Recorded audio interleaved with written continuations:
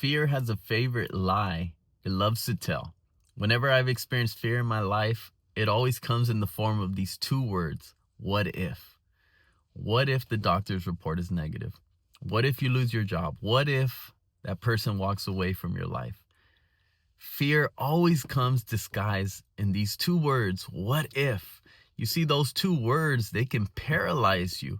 They can tune your imagination into the negative, into the outcome that you least desire in your life. The beautiful thing is that you can unveil, expose the enemy by simply responding, even if that was to happen, God would still sustain me. Even if the doctor's report was negative, God is my healer. Even if I lose my job, Jesus is my provider and he will be sufficient.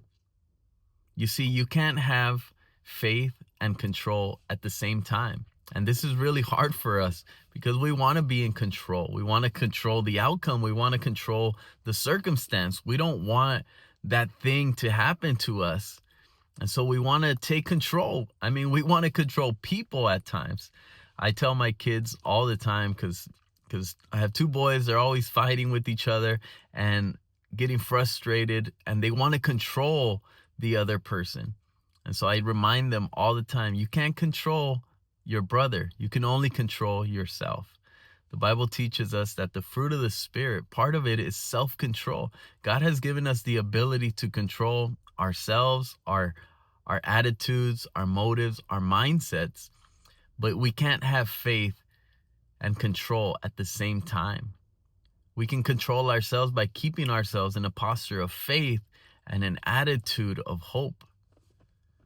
But in order to really experience the peace that God has for you, the joy, the satisfaction, the trust that God wants for you, you have to release control and pick up faith.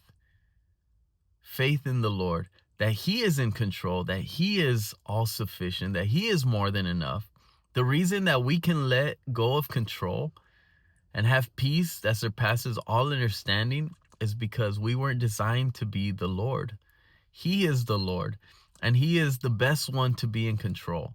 A lot of times we want to control and to manage our outcome, but if we realize that God has a bigger perspective, he sees the whole picture, and sometimes our problems are great setups for God's blessings.